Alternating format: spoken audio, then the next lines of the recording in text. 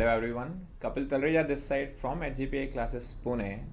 So CA foundation students बहुत ही anxiously wait कर रहे हैं उनके रिजल्ट्स का, बट आई बिलीव कि आपको एक स्टेप आगे सोचना चाहिए, दैट इज़ आपके नेक्स्ट स्टेप पे CA intermediate. Now that is going to be huge. ठीक है, तो उसके बारे में कुछ सोचना है. आपको ओवरव्यू एक दे देता हूँ कि आपको जो बेस दो कोर टॉपिक है जो आप 11th से स्टडी करते आना, दैट इज़ अकाउंट्स. आपको दोनों ग्रुप्स में, दैट इज़ ग्रुप 1 ग्रुप 2 दोनों में 100 मार्क्स का अकाउंटिंग है. दैट मीन्स अगर आप अकाउंट्स की बात करें तो 200 मार्क्स कवर हो रहे हैं आपके 800 में से. So this is going to be base. मैं यहाँ पर आपके दोनों ही ग्रुप्स लेने वाला हूँ, that is group 1 group 2 accounting.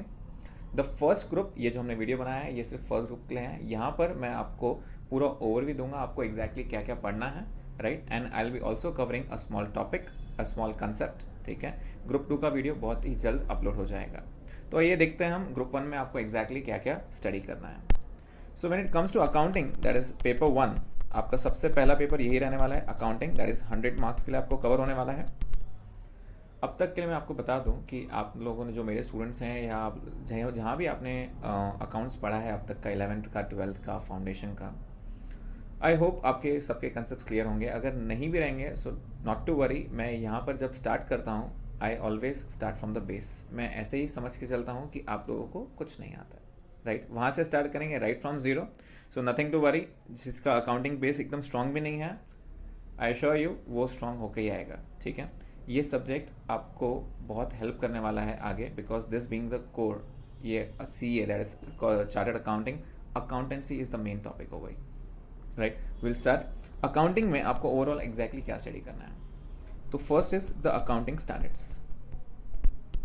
अब अकाउंटिंग स्टैंडर्ड्स आपने फाउंडेशन लेवल में सिर्फ नाम सुने थे कि अकाउंटिंग स्टैंडर्ड्स पढ़ने रहते हैं आपको. इसमें हम एक्चुअल में अकाउंटिंग स्टैंडर्ड्स पढ़ने वाले हैं, नॉट ऑल, बट यहाँ पर आपको 8 अकाउंटिंग स्टैंडर्ड्स कवर किए गए हैं. 8 अकाउंटिंग स्टैंडर्ड्स.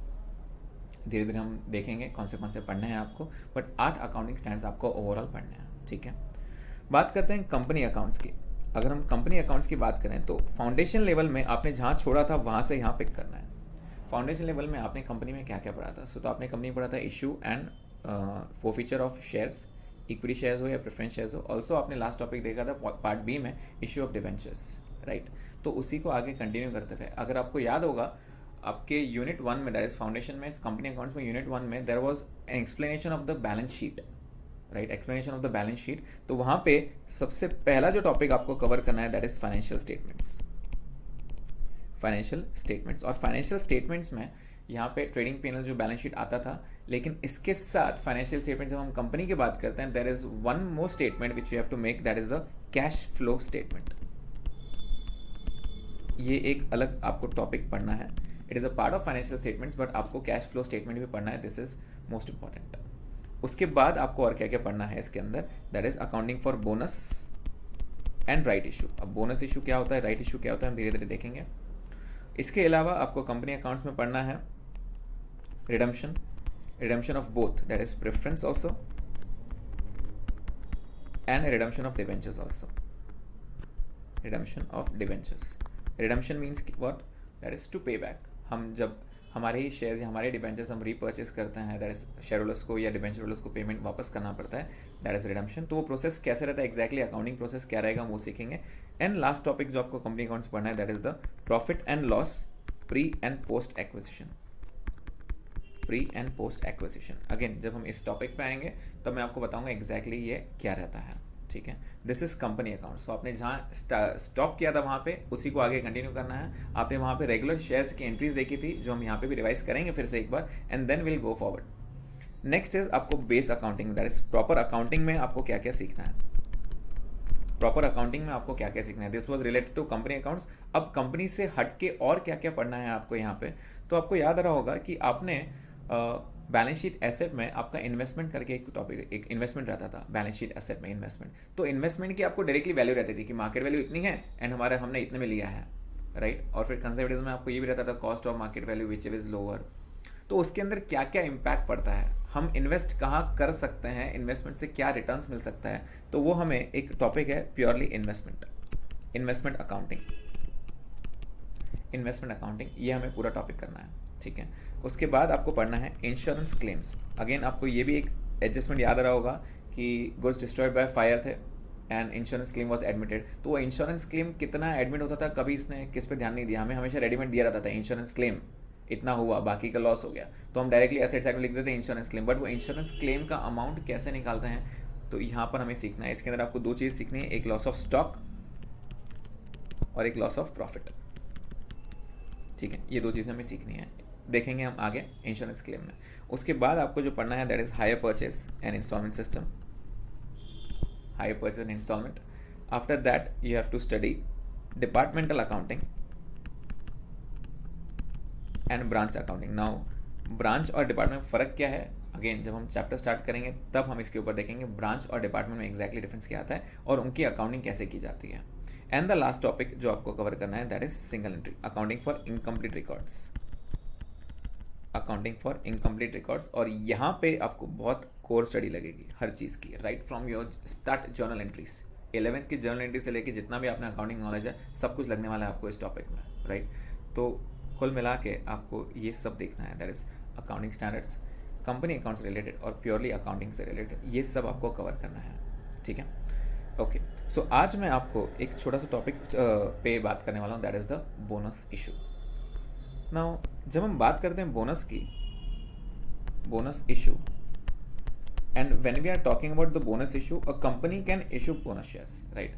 तो हम बात कर रहे हैं कंपनी की और आपको पॉइंट ऑफ व्यू सिर्फ कंपनी का ही रखना है, right. Point of view company का मतलब हमारी कंपनी और हम यहाँ पे एंट्रीज कर रहे हैं उसके पॉइंट ऑफ व्यू सोचना है, आपको शेयर होल्डर के पॉइंट ऑफ व्यू से नहीं सोचना है।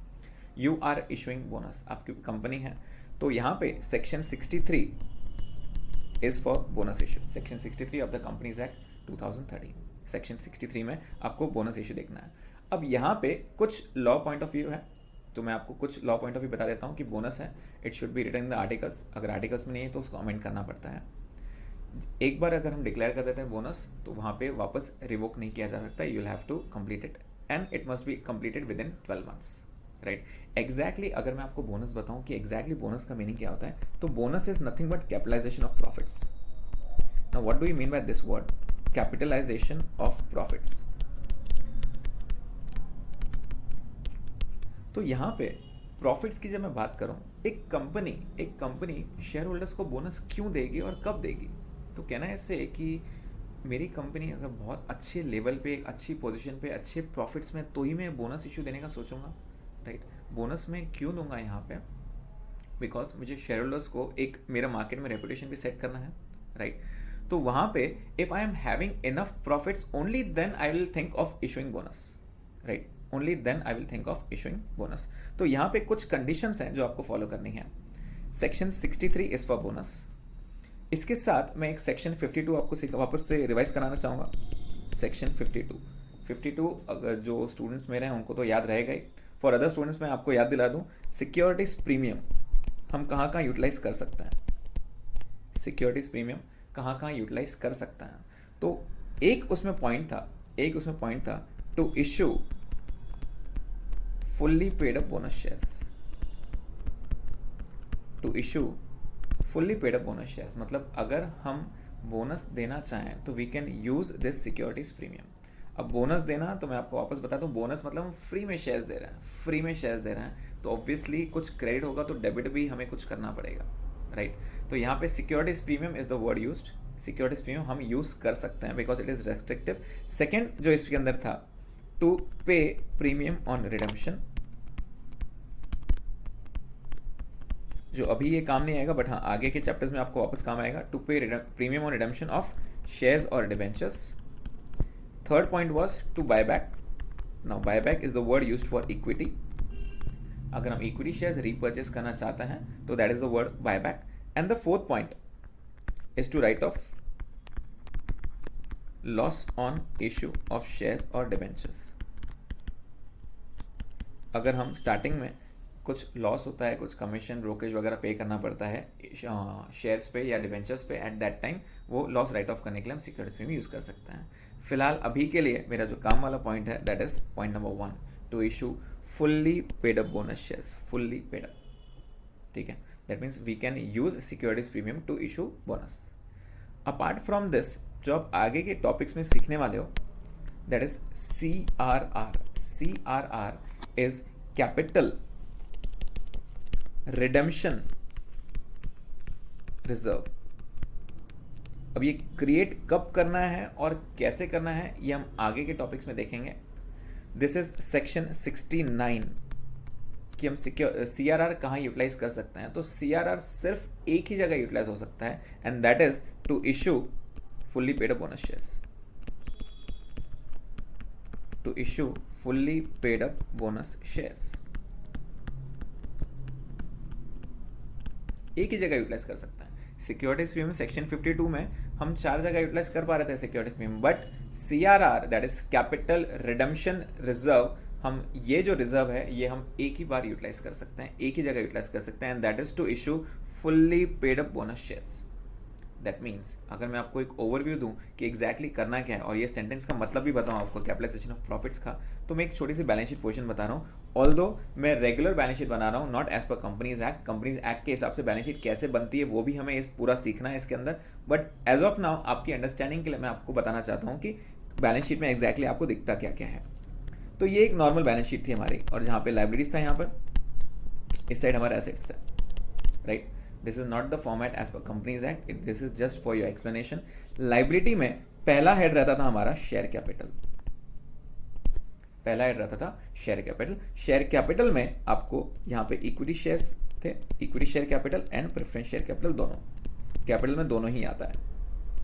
जो नेक्स्ट पॉइंट आता था हमारा यहाँ पे, this was reserves and surplus. Now what is reserves and surplus? आपके कंपनी के जो भी एक्यूमुलेटेड प्रॉफिट्स रहेंगे सारे यहाँ आएंगे। तो उसके अंदर क्या क्या आ सकता है, तो मैं आपको ब्रीफ दे देता हूँ एग्जैक्टली क्या क्या आता है। तो पहला रहता है जनरल रिजर्व या फिर रेवेन्यू रिजर्व, जो हम क्रिएट कर देते हैं। नेक्स्ट इज योर PNL, जो आपका नेट प्रॉफिट वगैरह रहेगा।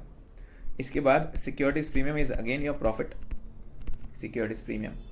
Then you have capital reserve, then you have capital redemption reserve, and there can be n number of reserves in the company's balance sheet, any statutory reserve या फिर revaluation reserve,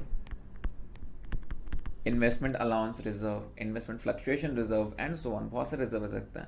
तो यहाँ पे bonus के लिए what we can utilize, bonus के लिए what we can utilize is a few things, जिसमें से general reserve and PNL are treated as the free reserves. इसको हम क्या ट्रीट करते हैं? Free reserves. मतलब फ्री रिजर्व्स मतलब क्या? कंपनी जहां चाहे यूटिलाइज कर सकती है, they don't have to tell anyone कि हम जनरल रिजर्व या PNL यूज कर रहे हैं, वो जहां चाहे यूज कर सकती है। But securities premium and capital redemption reserve ये स्पेसिफिक पर्पस रिजर्व्स हैं। CRR सेक्शन 69 तो ये बोलता है कि सिर्फ आप बोनस के लिए ही यूज कर सकते हो, और 52 सेक्शन सिक्योरिटीज प्रीमियम ये बोलता है कि आप 4 जगह यूज कर सकते हो, जिसमें से एक पॉइंट हमारा है to issue fully paid bonus share. मतलब ये बात तो कंफर्म है कि बॉस हम कैपिटल रिडेम्पशन रिजर्व यूज कर सकते हैं, सिक्योरिटीज प्रीमियम यूज कर सकते हैं, जनरल रिजर्व यूज कर सकते हैं और सिक्योरिटीज प्रीमियम यूज कर सकते हैं। ये 4 चीजें हम यूज कर सकते हैं बोनस देने के लिए, राइट। बोनस देना है मतलब क्या? उनको फ्री में शेयर देना है, तो obviously I will give out of my profits. अब मैं वो सेंटेंस का मतलब बताता हूँ, कैपिटलाइजेशन ऑफ प्रॉफिट। अब मुझे एक बात बताओ, अगर मैं जनरल रिजर्व यूज कर रहा हूँ तो कहने से वो अमाउंट कम होगा, PNL यूज कर रहा हूँ मतलब PNL कम होगा, राइट। वो बैलेंस जो कम होगा वो कम कहाँ जाएगा? अगर मैं आपको बोलूँ कि इक्विटी शेयर कैपिटल आपके 10,000 शेयर्स थे सपोज, और मैं अब 1000 शेयर्स फ्री में देना चाहता हूँ, बोनस देना चाहता हूँ, तो कहने से ये 11,000 हो जाएगा अभी। तो अल्टीमेटली अगर फेस वैल्यू 10 के हिसाब से, इसका पहले था 1 लाख, अब हो जाएगा ये 1,10,000। तो कहने से मेरा कैपिटल रेज हो रहा है, बोनस शेयर्स बांट रहा हूँ, फ्री में बांट रहा हूँ, कैपिटल बढ़ रहा है ना। तो यहाँ पे एग्जैक्टली कैपिटल बढ़ेगा तो कुछ और चीज़ भी तो रहनी चाहिए, सिर्फ क्रेडिट होगा तो नहीं चलेगा। तो basically what I am doing is, ये जो मेरे रिजर्व्स हैं, ये जो मेरे प्रॉफिट्स हैं, इसमें से ये हिस्सा मैं कैपिटल में ट्रांसफर कर रहा हूँ। मेरा जनरल रिजर्व कम करके या मेरा PNL कम करके या सिक्योरिटीज प्रीमियम कम करके या CRR कम करके वो पैसा, वो जो अमाउंट है मैं कैपिटल में ट्रांसफर कर रहा हूँ। तो मेरे प्रॉफिट्स को मैं क्या कर रहा हूँ एग्जैक्टली, उसको कैपिटलाइज कर रहा हूँ। So this is known as capitalization of profits. तो बेसिकली ये टॉपिक बहुत छोटा सा ही, करना क्या है आपको, ये प्रॉफिट्स में से हिस्सा निकाल के कैपिटल में डालना है। क्लियर? ये प्रॉफिट्स में से हिस्सा निकाल के कैपिटल में डालना है। पॉइंट आपको क्या ध्यान में रखना है कि a company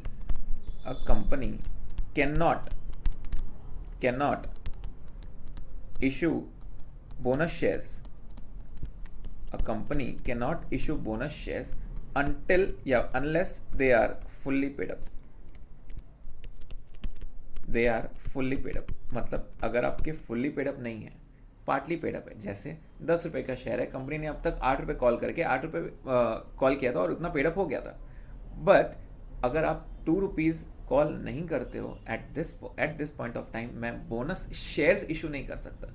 point two minute में बोनस शेयर्स की बात करूँ, मैं बोनस की बात नहीं कर रहा हूँ। There is a difference between only bonus and bonus shares. मैं पूरा शेयर फ्री में देने की बात कर रहा हूँ, फुल्ली पेड अप शेयर। 10 रुपये का शेयर मैं 10 में देने की बात कर रहा हूँ, लेकिन मैं उनसे पैसे चार्ज नहीं करूँगा, फ्री में दूंगा। एट दैट टाइम अगर मुझे बोनस देना है तो यहाँ पे मैं पार्टली पेड अप नहीं कर सकता हूँ। तो फिर बोनस नहीं दे सकते हैं क्या? नहीं, बोनस दे सकते हैं, but you will have to make it fully paid up. मतलब अगर आपकी बैलेंस शीट में यहाँ पर इक्विटी शेयर्स हैं और यहाँ पर है 10,000 ऑफ ₹10 ईच, 8 पेड अप, तो आपको पहले क्या करना पड़ेगा? 2 रुपीज़ कॉल करना पड़ेगा। पहले 2 रुपये कॉल करो, दैट इज फाइनल कॉल करना पड़ेगा, पैसे वो आ जाएंगे, that is final call receipt की एंट्री आएगी, एंड देन आप बोनस इशू कर सकते हो। इसका मतलब ये नहीं कि मैं बोनस इशू नहीं कर सकता, आप बिल्कुल कर सकते हो, but you have to make that partly paid up to fully paid up. ठीक है, this is the main criteria कि जब तक वो फुल्ली पेड अप नहीं होते आप बोनस इशू नहीं कर सकते। इस पे एक एक्सेप्शन है जो हम आगे स्टडी करेंगे इसके ऊपर, बट फिलहाल के लिए बोनस शेयर्स अगर मुझे इशू करना है तो मैं यहाँ पर इशू कर सकता हूँ only when they are fully paid up. अब बात करते हैं प्रॉफिट्स की। तो मैं प्रॉफिट कौन सा यूटिलाइज करूँ? मैं CRR यूटिलाइज करूँ, मैं सिक्योरिटीज प्रीमियम यूटिलाइज करूँ, मैं जनरल रिजर्व यूज़ करूँ, या मैं PNL यूज़ करूँ? इन चारों में से क्या करूँ? तो ट्रूली स्पीकिंग चारों यूज़ कर सकते हैं, हम चारों यूज़ कर सकते हैं, but what should be the order? अगर मैं बोलूँ कि मुझे पहले जनरल रिजर्व यूज़ करना है तो वो गलत होगा। क्यों? General reserve is a free reserve ना, वो तो कहीं भी यूटिलाइज हो सकता है, वो कहीं भी यूटिलाइज हो सकता है। PNL भी कहीं भी यूटिलाइज हो सकता है, तो आप जो फ्री फंड्स है उसको आप रेस्ट्रिक्टिव में क्यों डाल रहे हो? सिक्योरिटीज प्रीमियम 4 जगह यूटिलाइज हो सकता है, ऊपर हमने देखा सेक्शन 52, 4 जगह यूटिलाइज हो सकता है। तो उसमें से एक पॉइंट है issue of bonus shares, issue off fully paid bonus shares, मैं यूज कर सकता हूँ। लेकिन CRR और कहीं यूटिलाइज कर सकते हैं क्या? हम सिर्फ एक ही जगह, सेक्शन 69 ने बोला है कि CRR आप सिर्फ एक ही जगह यूटिलाइज कर सकते हो, that is issue off fully paid bonus shares. तो हम पहले CRR यूज करेंगे, फिर भी और अगर बोनस के लिए अमाउंट कम पड़ रहा है तो हम सिक्योरिटीज प्रीमियम यूज करेंगे, फिर भी अगर अमाउंट कम पड़ रहा है तो हम जनरल रिजर्व या PNL से ले लेंगे। So what should be the order? जो सबसे रेस्ट्रिक्टिव है सबसे पहले उसको यूटिलाइज करो, क्योंकि उसके लिए और कोई जगह ही नहीं है ना, वो आप एक ही जगह यूटिलाइज कर सकते हो। अगर मैं आपको एक छोटा एग्जांपल दूं, यहाँ पे एक बैलेंस शीट के पॉइंट ऑफ व्यू से, if this is your balance sheet, यहाँ पर आपका कैपिटल है equity capital, equity share 10,000 shares हैं ऑफ ₹10 ईच, एंड ये 1 लाख है। तो कैन आई से this is fully paid up? Yes, क्योंकि आउट ऑफ कॉलम जो है आपका पेड अप ही आता है। और यहाँ पे प्रेफरेंस शेयर्स भी हैं आपके, फिलहाल मैं प्रेफरेंस शेयर्स पे फोकस नहीं करूँगा। यहाँ पर आपके 10,000 शेयर्स हैं या 1,000 शेयर्स हैं of ₹100 each, again capital of 1 lakh. Reserve and surplus में आपके पास सिक्योरिटीज प्रीमियम है 4,000, आपके पास CRR है 3,000, आपके पास जनरल रिजर्व है 15,000, एंड आपके पास PNL है 4,000। ठीक है, एक छोटा सा रफ एग्जांपल दिया मैंने आपको कि आपका सिक्योरिटीज प्रीमियम है, CRR है, जनरल रिजर्व है और PNL है। तो अगर कंपनी को बोनस देना है तो it should give out of its profits. ठीक है, और इस बोनस का मतलब ही है कि कैपिटलाइजेशन ऑफ प्रॉफिट्स, मुझे प्रॉफिट्स को कैपिटलाइज करना है। तो अगर मैं यहाँ पे इशू करूँ 20% बोनस सपोज, तो 20% of what? Are the shares fully paid up? Yes. Can I declare bonus? Yes. तो 10,000 का 20% कितना होता है? कैन आई से 2,000 शेयर्स? यस। 10 रुपये के हिसाब से फेस वैल्यू, मतलब मुझे टोटल प्रॉफिट कितना चाहिए? 20,000। तो चेक करो 20,000 है क्या आपके पास? अगर 20,000 है तो आप बोनस दे सकते हो। लेट्स चेक, पहला आप क्या यूटिलाइज करोगे, सिक्योरिटीज प्रीमियम या CRR? तो ऑब्वियसली CRR। क्यों? वो सबसे रेस्ट्रिक्टिव है, उसके लिए और कोई जगह बनी नहीं है। तो आई विल यूज फर्स्ट 3,000, पहले 3,000 में CRR में से CRR को बोलूँगा चलो भाई बोनस देना है, तो वो खत्म कर देंगे। अब कितने की रिक्वायरमेंट है? 3,000 तो हो गया आपके पास, और कितनी रिक्वायरमेंट है? 17,000। तो मैं सिक्योरिटीज प्रीमियम के पास गया, क्या मैं सिक्योरिटीज प्रीमियम यूज़ कर सकता हूँ बोनस शेयर्स के लिए? बिल्कुल कर सकते हैं, उसको भी यूज़ कर लो, राइट, उसको भी हमने यूज़ कर लिया। अब 7,000 हो गए, बाकी कितने बचे? 13,000। 13,000 के लिए can I use my general reserve? Yes. Can I use my PNL? Yes. आपको जो यूटिलाइज करना है, इस पर कोई रेस्ट्रिक्शन नहीं है, इस पर कोई रैंकिंग नहीं कि पहले जनरल रिजर्व या पहले PNL, दोनों फ्री रिजर्व है, आपको जब जैसे यूटिलाइज करना है। नॉर्मली हम जनरल रिजर्व को प्रेफरेंस देते हैं, नॉर्मली हम जनरल रिजर्व को प्रेफरेंस देते हैं। नाउ ये ओवरऑल मतलब आपको समझ में आ गया एग्जैक्टली कि बोनस में करना क्या है, आपको क्या करना है, आपके प्रॉफिट्स को कैपिटल के हिस्से में कन्वर्ट करना है। तो इस चैप्टर में आपको सिर्फ 2 जर्नल्स देखनी है, ओनली 2 जर्नल एंट्रीज, राइट। पहला है बोनस ड्यू की, बोनस ड्यू की। तो बोनस ड्यू की एग्जैक्टली एंट्री क्या होती है, बोनस ड्यू की। तो आप जो जो रिजर्व्स यूटिलाइज कर रहे हो, तो ये रिजर्व्स आपके लाइबिलिटी साइड में कहने से इनका क्रेडिट बैलेंस रहता है, राइट। इनका क्रेडिट बैलेंस रहता है। ये जो भी रिजर्व्स हैं, reserves are nothing but your profits, profits का हमेशा क्रेडिट बैलेंस रहेगा। अब आप क्या कर रहे हो, आप ये प्रॉफिट्स यूज कर रहे हो, तो कहने से आप प्रॉफिट कम कर रहे हो। तो क्रेडिट को कम करने के लिए ऑब्वियसली हमें डेबिट करना पड़ेगा। तो हम यहाँ पे डेबिट किसको किसको करेंगे, तो order will be CRR। CRR का फुल फॉर्म क्या था, कैपिटल रिडम्पशन रिजर्व। अगेन मैंने आपको बताया CRR क्रिएट कैसे करते हैं, ये हम आने वाले चैप्टर्स में देखेंगे। CRR account debit. Next was securities premium account debit, right. क्या हम जनरल रिजर्व यूज कर सकते हैं, यस। अगर ये भी पूरा एग्जॉस्ट हो गया तो we can also go to PNL। Again मैं जनरल रिजर्व और PNL को रिवर्स भी कर सकता हूँ, कोई इशू नहीं, because both of them are bonus shares. तो CRR यूज कर सकते हैं fully, yes. Securities premium, yes. General reserve, yes. PNL, yes, we can use. Other reserve हमारे काम के नहीं है। Revaluation reserve can not be use to issue bonus, revaluation reserve can not be use to issue bonus. 2, bonus to equity share holders, bonus to equity share holders. अब हमने क्या किया, basically ये एंट्री में हमने बोनस ड्यू किया, equity share holders को बोल दिया हाँ आपके शेयर्स बनते हैं, हम आपको देंगे, हम आपको देंगे, दिए नहीं है अब तक, तो हमने ड्यू कर दिया। तो कहना से वो मेरे क्रेडिटर्स बन गए, हमें देना है, हमें लौटाना है, क्रेडिटर बन गए, इसलिए हमने उसको क्रेडिट किया। तो हमने नाम क्या दिया, बोनस टू शेयर होल्डर्स। अब सच में बोनस दे दो हमको, यस। तो बोनस दे रहे हैं, मतलब बोनस क्या दे रहे हैं हम, क्या हम शेयर्स दे रहे हैं, यस हम शेयर्स दे रहे हैं उनको, तो शेयर्स दे दो उनको। शेयर्स देने के लिए एंट्री क्या रहेगी, अगर हम शेयर्स देते हैं तो शेयर कैपिटल बीच में आएगा। शेयर कैपिटल हमेशा फेस वैल्यू चलता है, capital is a liability should be credited. The entry for payment of bonus will be, payment of bonus मतलब बोनस हम कैसे दे रहे हैं, शेयर्स में दे रहे हैं। एंट्री विल बी किसको दे रहे हैं, डेबिट द रिसीवर, तो हम शेयर होल्डर्स को दे रहे हैं, उसको हमने नाम रखा था bonus to equity share holders to equity share capital, to equity share capital. This is the journal entry, बस यही है बोनस। तो हम क्या क्या यूटिलाइज कर सकते हैं, CRR, yes, section 69। Next securities premium, section 52। अगर ये पूरी तरह एग्जॉस्ट हो जाता है तो we can use general reserve and PNL to bonus to share holders, ये दिया। Next entry will be the bonus payment entry, bonus देना, सच में देना, इस इक्विटी शेयर्स में दे रहे हैं। तो हम कितने शेयर्स दे रहे थे उनको, 2000 × 10। क्या ये पॉइंट क्लियर है।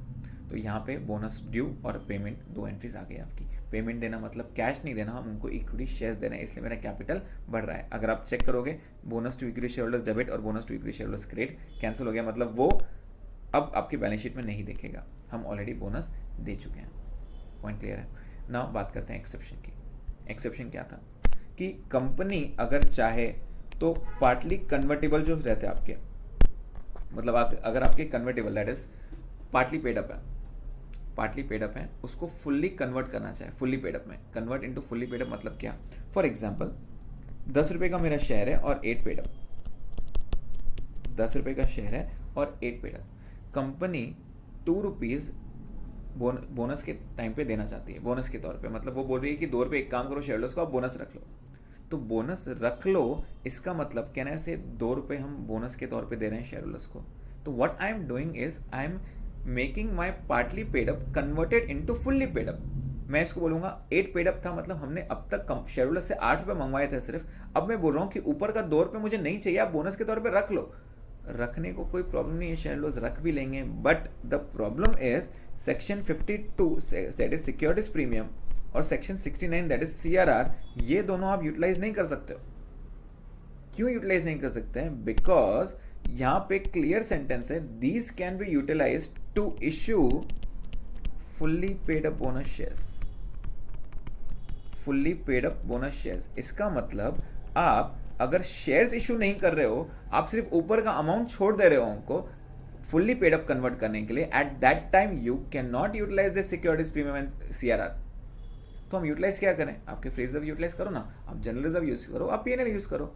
अल्टीमेटली आप क्या कर रहे हो, आप अपने प्रॉफिट्स में से कुछ हिस्सा बोनस के तौर पे देना चाहते हो, तो आप बिल्कुल दो, कोई प्रॉब्लम नहीं है, देना है तो दे सकते हो। लेकिन सिक्योरिटीज प्रीमियम CRR बोलते हैं भाई हमें हाथ नहीं लगाना, हम सिर्फ तभी यूज़ हो सकते हैं जब आप fully paid up bonus shares issue करोगे। Is the point clear?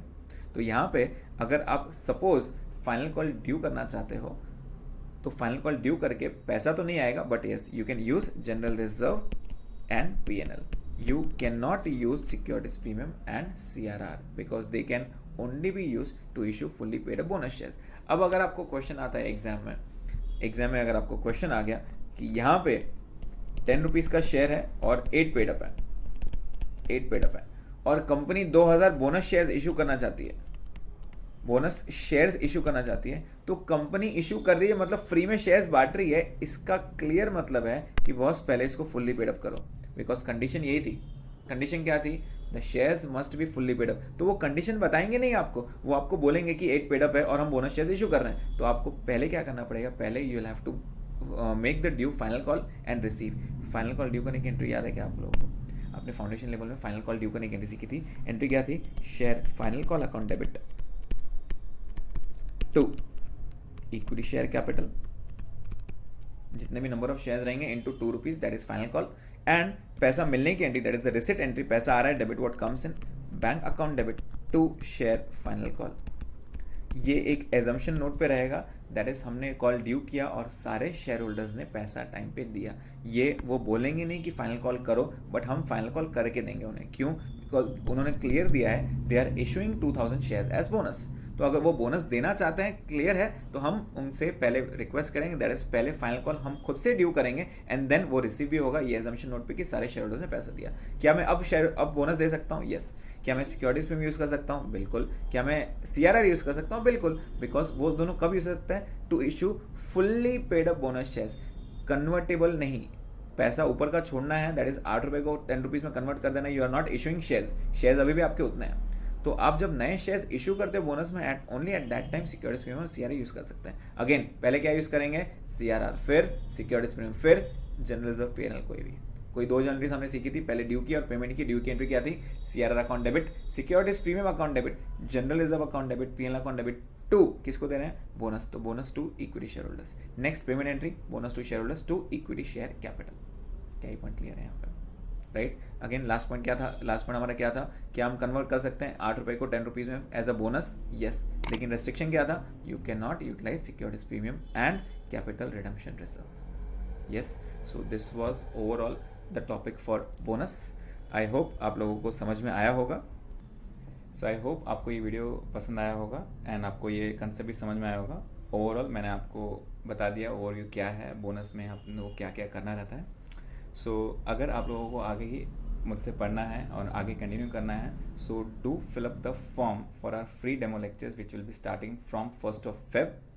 Actual batches जो हैं वो आपके CA फाउंडेशन रिजल्ट्स के बाद ही स्टार्ट होंगे, बट अगर आपको फ्री डेमोज भी अटेंड करना है तो भी आपको ये फॉर्म फिलअप करना पड़ेगा, जो आपको नीचे डिस्क्रिप्शन में लिंक मिल जाएगी।